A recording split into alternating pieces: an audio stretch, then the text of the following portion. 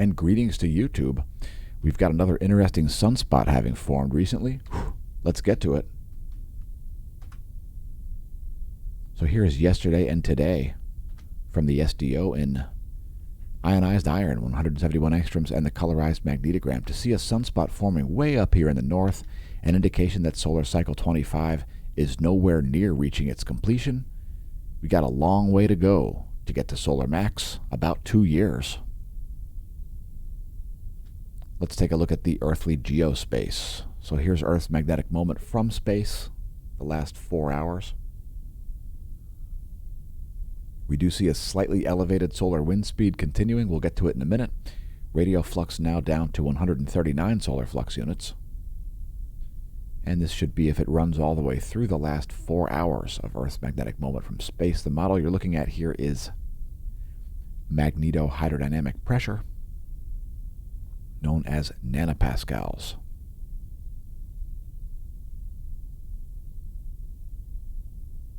We are expecting some geomagnetic unrest late in the day tomorrow on June 23rd and early in the day on Friday, June 24th. So we showed you Earth's magnetic moment from space. Here's Earth's magnetic moment from the ground. Ground magnetic perturbations are scaled in, they're modeled in nanotesla magnetic flux density. And things are fairly calm here on the planet, geomagnetically speaking, at the moment. So there's the KP index. It is at 3.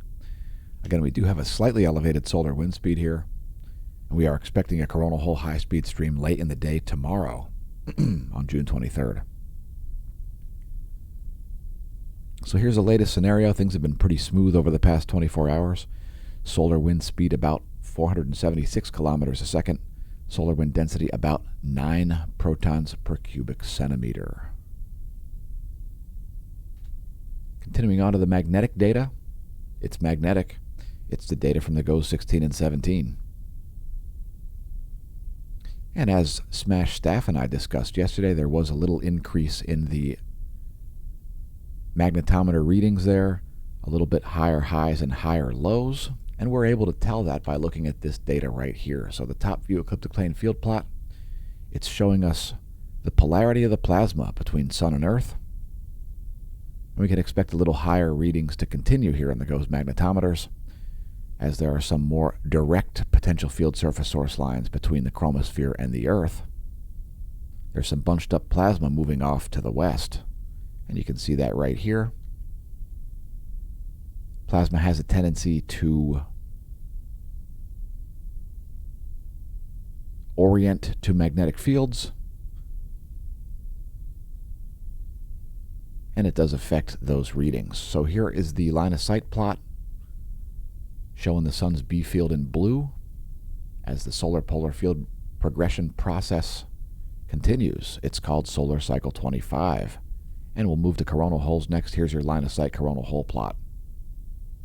Keep in mind that data is an hour and a half old when we recorded the video, and you can see those well-defined South Pole-oriented coronal holes rotating in. Let's take a look at them from the SDO's perspective in 193 angstroms. So there's a great wavelength to view coronal holes. Those are all South Pole-oriented ones there. And they are pretty well-defined.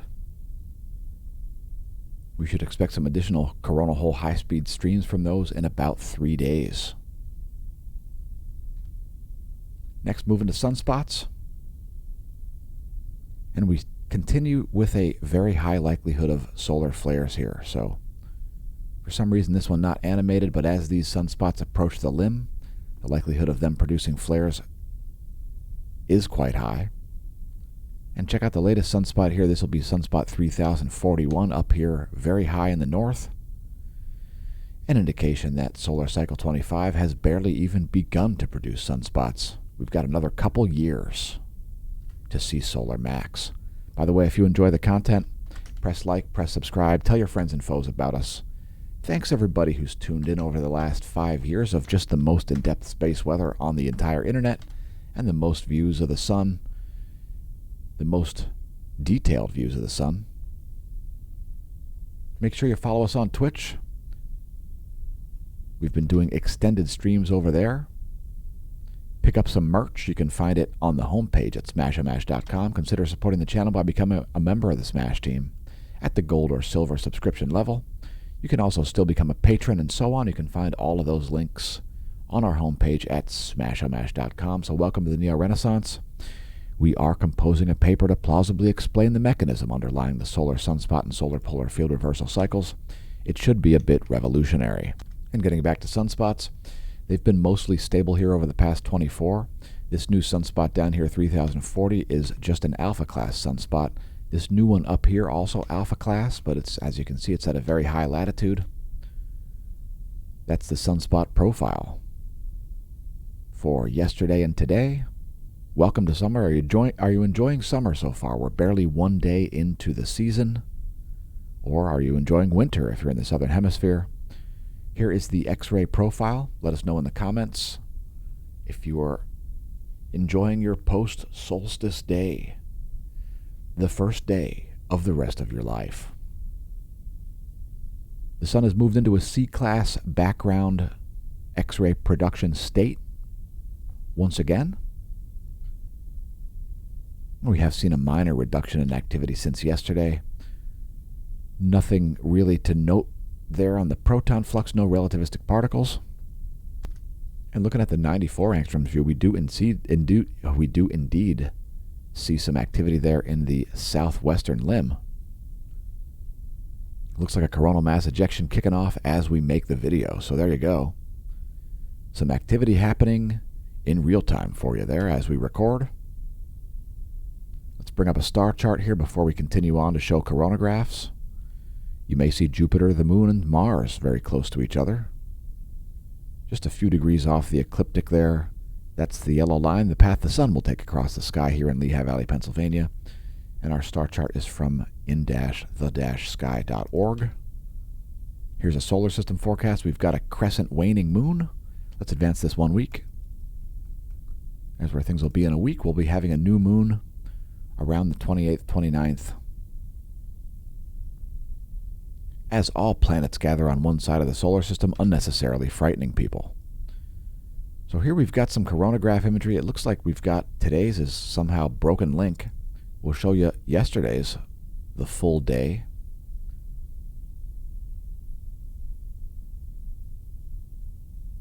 And let's see if we can get some more detailed imagery of that recent coronal mass ejection apparently happening in the southwestern limb, from Stereo A and the SOHO LASCO C3 here at Lagrange 1.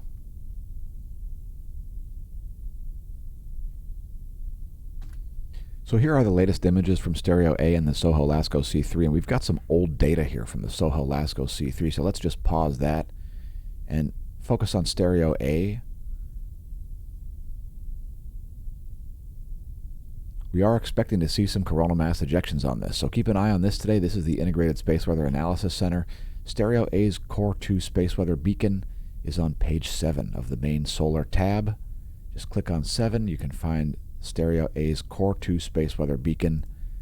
That is Stereo A located out here at Lagrange Point 5.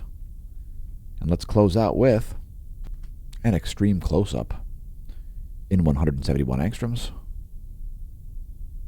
It's the house favorite frequency.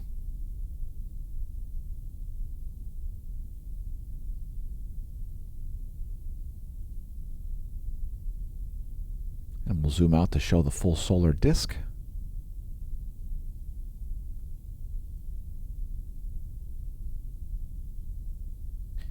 Thanks for tuning into the Daily Space Weather. And may that solar wind be at your back. Opinions expressed in this video are not necessarily the opinions of Smash News Network, least busted name in news.